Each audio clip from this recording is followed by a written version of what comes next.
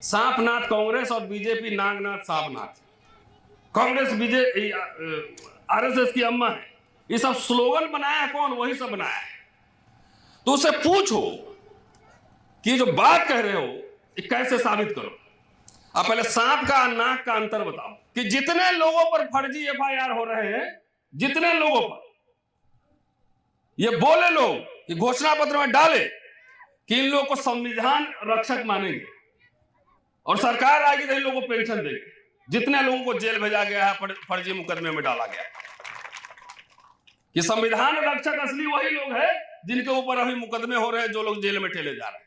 कांग्रेस के लीडर्स यहाँ बैठे हुए हैं, वो अपने बारे में भी ज्यादा बोलते नहीं। उनको जवाब देना चाहिए कि 70 साल में हमने विश्वविद्यालय बनवाए, पीएससी बनवाए, जमींदारी खत्म किया, बैंक का राष्ट्रीयकरण किया, आईआईटी बनवाया, और दलित लोग, अरे वो संस्थान नहीं बनते तो आपके बच्चों को एडमिशन नहीं बनता, वो डॉक्टर इंजीनियर नहीं बनता, वो कलेक्टर नहीं बनता। तो हिंदू राष्ट्र का मतलब भी पता है? हिंदू राष्ट्र का मतलब है, अभी तो बेटा स्कूल जा रहा होगा, क्या माता जी जाता है बच्चा कि नहीं? स्कूल कॉलेज पढ़ता है। हिंदू राष्ट्र का मतलब होगा जात के हिसाब से काम करो। समझ रहे बात? कुशवाहा जी है तो सब्जी तरकारी उगाओ, वर्मा जी सब्जी तरकारी उगाएंगे, यादव है तो दूध निकालेगा, जाटव है जूता बनाएगा। ये है असली हिंदू राष्ट्र। हलाल का मतलब क्या होता है? तो नहीं, हलाल का मतलब खाली समझे बकरा काटना, वो नहीं होता। हलाल अकॉर्डिंग टू द रूल्स, नियमानुसार। बाबा रामदेव भी सर्टिफिकेट लिए हो, क्योंकि अल्पसंख्यक में बात करना बहुत जरूरी है। आपको कह रहा है कि धर्म की रक्षा करो।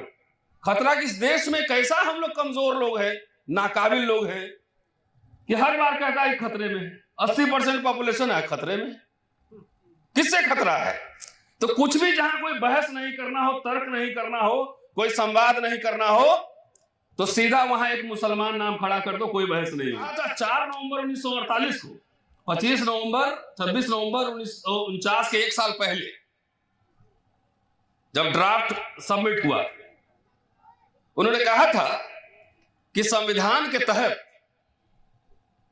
अगर कुछ गलत होता है तो जिम्मेदारी संविधान की नहीं है, यह मान लेना कि वो आदमी धूर्त था, धूर्त आदमी था। तो आज अगर आपको लग रहा है कि संविधान खतरे में है और संवैधानिक मूल्यों का पालन नहीं हो रहा है, तो समझला धूर्त लोग के हाथ में शासन है।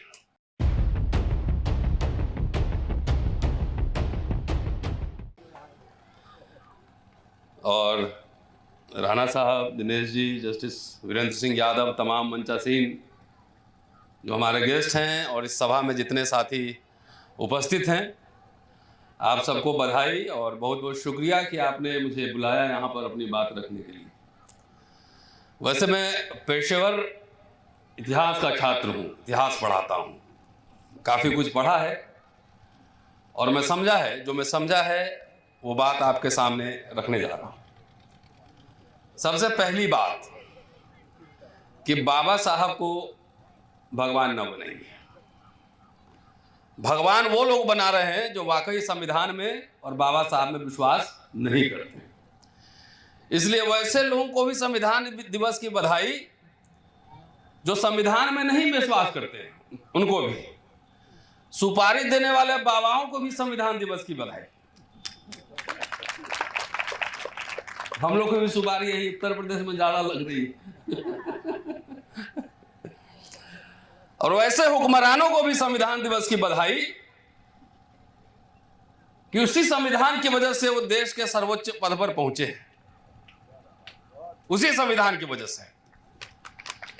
जब संविधान की बात हम करते हैं तो अमूमन बाबा साहब के बारे में बात करने का मतलब और संविधान का बात करने का मतलब लोग समझते हैं दलित वर्ग के लिए। ये लोग नहीं पढ़ते हैं, कथा में, कहानी में आपको ये समझाते हैं, लेकिन बाबा साहब ने सबको दिया है। वोट देने का अधिकार पहले नहीं था सबको, वो संविधान की बदौलत से मिला आपको। आज मैं कुछ भाषण लेकर आया था बाबा साहब का ही, और उसका टाइटल पढ़ूंगा, क्योंकि हम लोग तो मास्टर लोग 1 घंटा बोलने की आदत है, उतना बोलूंगा नहीं। उन्होंने कहा था 4 नवंबर 1948 को, 25 नवंबर 26 नवंबर 1949 के 1 साल पहले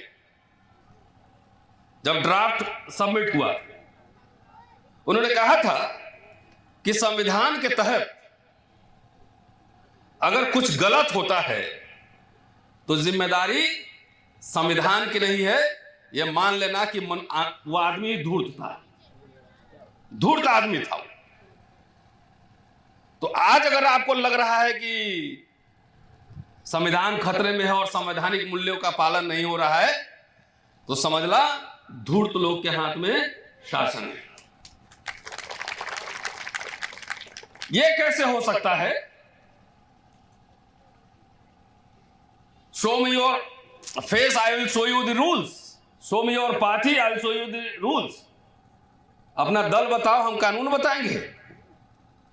एक ही अपराध के लिए एक खास दल के लोगों के लिए मजा है ना, रिवार्ड मिलता है। हेट स्पीच, कुछ भी मर्जी है बोल दे बड़े बड़े नेता, और आप हम बोल दे कुछ तो क्या कहते हैं कि भावना आहत हो गई। भैया, आपके भावना का ठेका हमने नहीं लिया है, हमारी भी भावनाएं।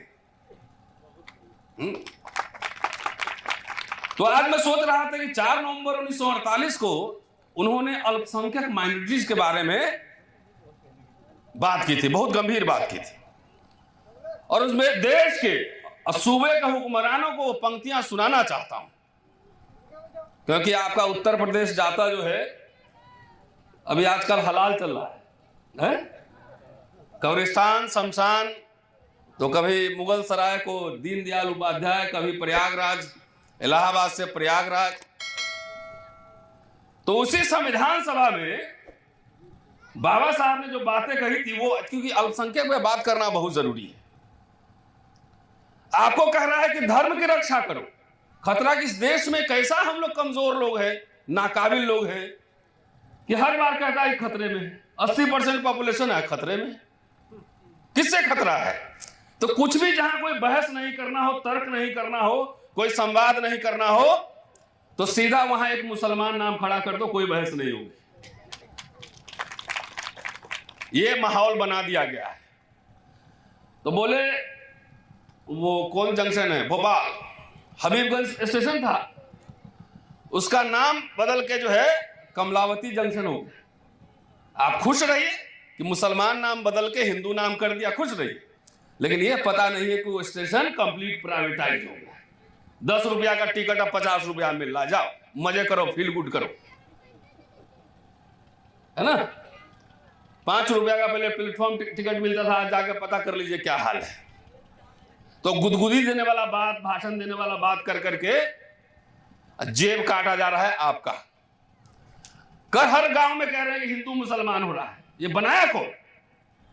हलाल का मतलब क्या होता है? तो नहीं, हलाल का मतलब खाली समझे बकरा काटना, वो नहीं होता। हलाल अकॉर्डिंग टू द रूल्स, नियमानुसार। बाबा रामदेव भी सर्टिफिकेट लिए हो। तो आपको दे रहा है ठेकेदारी कि आप धर्म की रक्षा करो, और उनका बेटा पढ़ रहा है ऑक्सफोर्ड कैम्ब्रिज में, पढ़ रहा है, इंग्लैंड अमेरिका घूम रहा है। आंख खोलिए, नहीं तो बच्चे जितना लड़ भीड़ के डॉक्टर अंबेडकर ने, हम खास तौर से दलित समुदाय को यह बात कहना चाहते हैं कि इस खेला में, हिंदू मुसलमान वाले खेला में, मुसलमान को तो रिजर्वेशन नहीं था, दलित लोग को ही था। तो सब खत्म कर देगा। तो मैं बार बार कहता हूं कि ये आरएसएस बीजेपी वाले लोग जो है ना, इनको संविधान में पहले से आस्था नहीं था। जब संविधान लागू हुआ उसी समय से खिलाफ ऑर्गेनाइजर में आर्टिकल लिखे गए, लेख लिखे गए।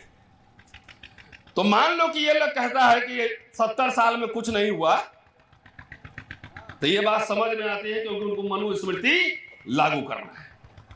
आजकल बड़ा चर्चा में चल रहा है हिंदू राष्ट्र, सनातन। तो हिंदू राष्ट्र का मतलब भी पता है? हिंदू राष्ट्र का मतलब है, अभी तो बेटा स्कूल जा रहा होगा, क्या माता जी, जाता है बच्चा कि नहीं? स्कूल कॉलेज पढ़ता है, हिंदू राष्ट्र का मतलब होगा जात के हिसाब से काम करो। समझ रहे बात? कुशवाहा जी है तो सब्जी तरकारी उगाओ, वर्मा जी सब्जी तरकारी उगाएंगे, यादव है तो दूध निकालेगा, जाटव है जूता बनाएगा। यह है असली हिंदू राष्ट्र। समझ गए नहीं? शासन प्रशासन अफसर बनना प्रोफेसर बनना तो भूल ही जाओ। तो आरएसएस अगर कहे, आज ट्विटर फेसबुक देख लेना कि वो बधाई दिए कि नहीं संविधान दिवस के, दे दिए हो। बड़े बड़े मूर्तियां बनवा रहे हैं, बड़े बड़े। हमारे लोग हैं भक्ति में मगन। क्या जी साहब, ठीक है ना? तो ऊपर बताएगा देखो मूर्ति इतना बड़ा बाबा साहब की मूर्ति बना दिया, और नीचे पैंट खींच के उतार देगा, गले में खाली टाई रहने देगा, सारे हक हकूक अधिकार खत्म। यह है असली हिंदू राष्ट्र। तो 70 साल में मान लो आरएसएस कहे कि नहीं कुछ हुआ, तो ये बात समझ में आती है, क्योंकि उनके हिसाब से मनुस्मृति देश का संविधान होना चाहिए और अभी अप्रत्यक्ष रूप से लागू है।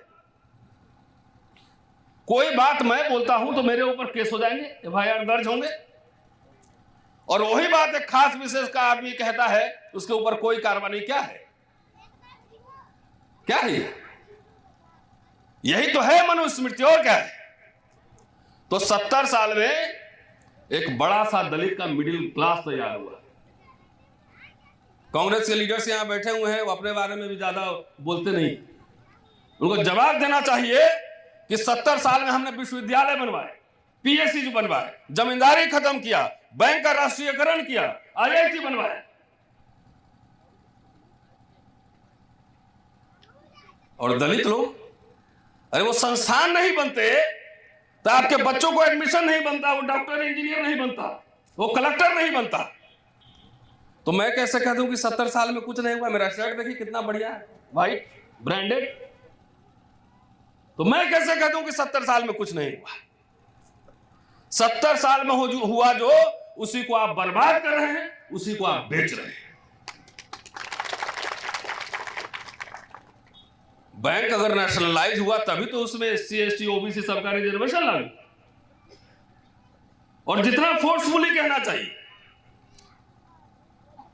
आज के दिन दिनेश जी बैठे हुए, मैसेज पहुंचा दीजिए, मेरी मुलाकात हुई तो मैं भी बोल दूंगा कि जितने लोगों पर फर्जी एफआईआर हो रहे हैं, जितने लोगों पर ये बोले लोग कि घोषणा पत्र में डाले कि इन लोगों को संविधान रक्षक मानेंगे और सरकार आएगी तो इन लोगों को पेंशन देगी, जितने लोगों को जेल भेजा गया है, फर्जी मुकदमे में डाला गया कि संविधान रक्षक असली वही लोग हैं जिनके ऊपर अभी मुकदमे हो रहे हैं, जो लोग जेल में ठेले जा रहे हैं, संविधान की बात कर रहे हैं।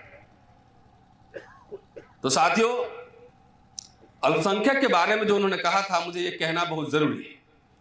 उन्होंने कहा कि कॉन्स्टिट्यूशन में माइनॉरिटीज के बारे में कुछ प्रोविजंस किए गए हैं, उसकी आलोचना की जा रही है, लेकिन मेरी राय में जो अल्पसंख्यक माइनॉरिटी के लिए जो कुछ किया गया है वो सही है।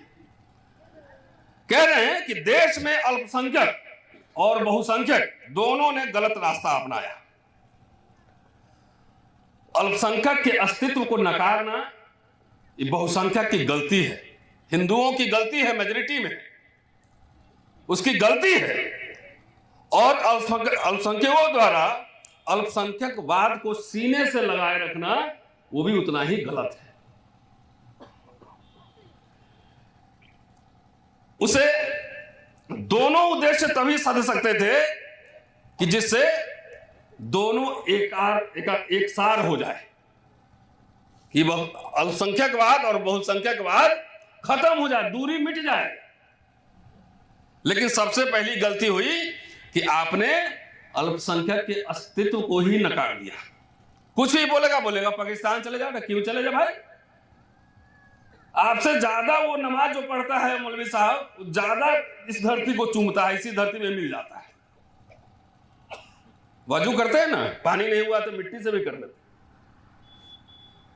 आगे कह रहे हैं कि संविधान द्वारा सुझाए गए उपायों का स्वागत होना चाहिए, क्योंकि उसी से यह उद्देश्य प्राप्त किया जा सकता है। धर्मांतर की भावना को बल देकर अल्पसंख्यकों को दी जा रही सहूलियतों का विरोध करने वालों से मैं दो बात कहना चाहता हूं। पहली बात कि अल्पसंख्यक विस्फोटक शक्ति होती है, विस्फोटक शक्ति होती है, और उसका विस्फोट होने से पूरे राज्य के बिखर जाने का खतरा होता है। यूरोप का इतिहास भी इसी तरह के भयानक घटनाओं का गवाह है।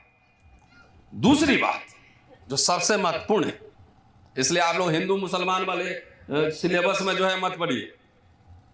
बच्चा का स्कूल कॉलेज ठीक चल रहा है कि नहीं, हॉस्पिटल ठीक चल रहा है कि नहीं, इसमें ज्यादा ध्यान दीजिए। तो बचपन में हम लोग खेलते थे ना, हाथ में रोटी बच्चा लिया हुआ है, ऊपर दिखाया कौआ, नीचे रोटी छीन लिया, तो ऊपर दिखाया कुछ और, रोटी छीन लगा इधर। कह रहे कि भारत के अल्पसंख्यकों ने, यहाँ के माइनॉरिटीज ने अपना अस्तित्व जो है वो बहुसंख्यक के हाथ में दे दिया है। अपना अस्तित्व बहुसंख्यकों के हाथ में दे दिया है। तो यूरोप का एग्जाम्पल देते हैं, कहते हैं कि वहां तो बहुत सारा खूनी बैटल हुआ, लेकिन यहां नहीं हुआ कि उन्होंने अपना अस्तित्व उनके हाथ में दे दिया है। इसलिए बहुसंख्यकों का राज्य अल्पसंख्यकों ने, माइनॉरिटीज ने अपनी निष्ठा से स्वयं स्वीकार किया है। भारत के मुसलमानों ने मुसलमानों को नेता नहीं माना, हिंदुओं को नेता माना, चाहे गांधी हो, जवाहरलाल नेहरू हो, मुलायम सिंह यादव हो, लालू प्रसाद यादव हो, इसको नेता माना। तो इससे बड़ा सेकुलरिज्म का और एग्जाम्पल क्या है? इसलिए अल्पसंख्यक के खिलाफ भेदभाव न करना ये आपकी जिम्मेदारी है। इसका एहसास बहुसंख्यकों को रखना होगा। अल्पसंख्यकवाद एक सार हो या टिका रहे, यह बहुसंख्यक जो हिंदू जनता है उसके व्यवहार पर निर्भर करेगा, उस पर निर्भर करेगा। जिस दिन उसके विरोध का भेदभाव करना छोड़ देंगे, उसी दिन ये खाई जो है मिट जाएगी। आज इस दिन ये बात मुझे कहना, और उत्तर प्रदेश में आया हूं, ये बात यहाँ की बहुत सारे आजकल हलाल पे चल रहा है, कुछ चल रहा है, ये संविधान सभा में बाबा साहब के भाषण का एक अंश है।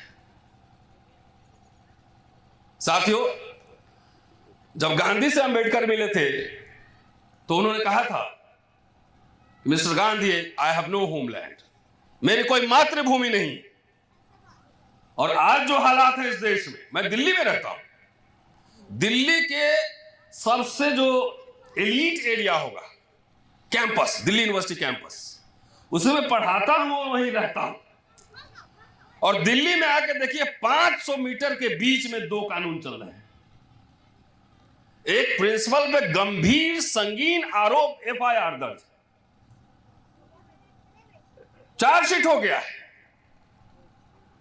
उसके ऊपर कोई कार्रवाई नहीं हो रही, गिरफ्तारी नहीं हो रही। अब 500 मीटर दूर मेरा घर है, जो मैंने कहा लिखा उसमें स्टैंड बाई है, अभी तक वो रातों रात गिरफ्तारी हो जाती है। ये क्या है दोस्तों? सिर्फ ये कहना चाह रहा हूं कि बाबा साहब को भजिए नहीं, खूब भजन, खूब डांस, यही तो चाहता है भक्ति। 26 नवंबर को बाबा साहब ने कहा था संविधान सभा में कि भक्ति धर्म में तो मुक्ति का मार्ग हो सकता है, लेकिन राजनीति में तानाशाही को जन्म देता है। अपने नेता की भी भक्ति मत करो। हमसे बहुत लोग चिढ़ते हैं, क्योंकि मैं क्रिटिक करता हूं ना, मैं इतिहास का छात्र हूं, क्रिटिक करता हूं, खास तौर से दलित समाज का क्रिटिक करता हूं। मेरा काम हुआ हुआ करना नहीं है कि लोग हुआ हुआ किया तो मैं भी किया, क्यों किया इस पर सवाल खड़ा करना है। कि जो लोग मिशन चला रहे हैं, गुदगुदी लोहा भाषण देगा सब कि सांपनाथ कांग्रेस और बीजेपी नागनाथ सांपनाथ, कांग्रेस बीजेपी आरएसएस की अम्मा है, ये सब स्लोगन बनाया कौन? वही सब बनाया है। तो उससे पूछो कि जो बात कह रहे हो ये कैसे साबित करो। आप पहले सांप का नाक का अंतर बताओ। हाँ जी, तो अंतर नहीं पता, खाली गुदगुदी वाला भाषण कि देश का हुक्मरान बन जाएंगे। अरे 425 ही ना विधानसभा में, सारे जीत जाओगे तब भी 425 ही लोग एमएलए बन पाओ। वर्मा साहब कितना 545 ही है। सारे लोग सांसद बनोगे, पूरा भर जाएगा तो 545 होगा। तो पूरा समाज पागल हुआ पड़ा है, नशा में है पूरा, सबको एमएलए एमपी बनना है। भाई राजनीति उसी की जिंदा होती है जिनकी संस्थाएं होती है। बाबा साहब पहले आए थे तो क्या किए? मूक नायक निकाला, बहिष्कृत हितकारिणी सभा बनाया, पीपल्स एजुकेशन सोसाइटी बनाया, बुद्धिस्ट सोसाइटी ऑफ इंडिया बनाया, कॉलेज खोले, प्रिंटिंग प्रेस खोले।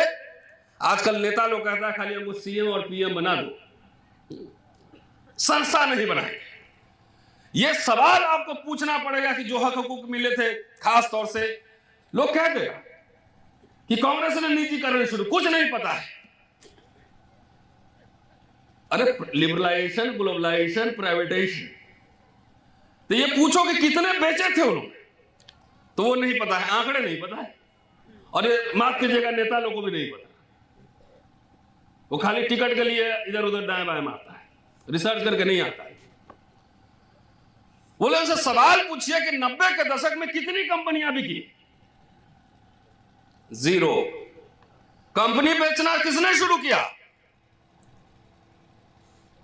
अटल बिहारी वाजपेयी के सरकार में पहला डिसइन्वेस्टमेंट मंत्रालय बना, और मोदी साहब तो एकदम रॉकेट के रफ्तार से जो है पूरा दिए जा रहे हैं। भाई उस संस्थाएं नहीं बचेंगी तो आपके बच्चे जो पढ़ रहे हैं उसका नौकरी कहां मिलेगी? सब लोग नेता नहीं बन सकता है। हम तो चाहते हैं कि ये समाज के बीच जो है ना 500 आदमी अरबपति बने, बिजनेस करे, हवाई जहाज रहे आपके पास, मर्सिडीज में चले। तो ये हमारे ही लोग संगठन बहुत सारे चलाते हैं, पार्टी संगठन, खाली नेतागिरी छोड़ के बेटा उसका सीए बनेगा कि नहीं, आर्किटेक्ट बनेगा कि नहीं बनेगा, ये कोई एजेंडा में कहीं बहस में नहीं। आप लोग नेता से सवाल पूछिए, अंग्रेजी मीडियम का स्कूल किधर है? तो संविधान दिवस मनाइएगा तभी उसका मतलब है। खाली बाबा साहब डांस करने से कुछ नहीं होगा, लगातार सवाल नेताओं से पूछना पड़ेगा। ओल्ड पेंशन स्कीम कहां है? अब पेंशन खत्म है, आपके बच्चे अब नौकरी करेंगे। अभी मैं गया था भोपाल में, कुछ केस रेडी किया, 2000-3000 पेंशन मिल रहा है। मैं तो रिटायर होगा तो 1 लाख मिलेगा मुझे, ज्यादा ही मिलेगा। तो सवाल पूछो, कंपनियां बिक क्यों रही हैं? शुगर मिल बिक क्यों गया? बिक गया तो निजी कंपनी तो आपको देगी नहीं, SC ST OBC झाल बजाओ, जाओ भगत भक्ति में रहो। ली राजनीति में हर समय समझौते होते हैं। मेरे लिए मेरा कुछ बनना ना बनना इंपॉर्टेंट नहीं है, जो है उतना काफी। मेरे लिए सबसे जरूरी है कि आपके मुद्दे संसद भवन में पहुंचे कि नहीं पहुंचे, आपके मुद्दे विधानसभा में पहुंचे कि नहीं पहुंचे, एजेंडा सेट हुआ कि नहीं, आप पे हमले जितने हो रहे हैं वो बंद हुए कि नहीं, ये हमारे लिए एजेंडा है।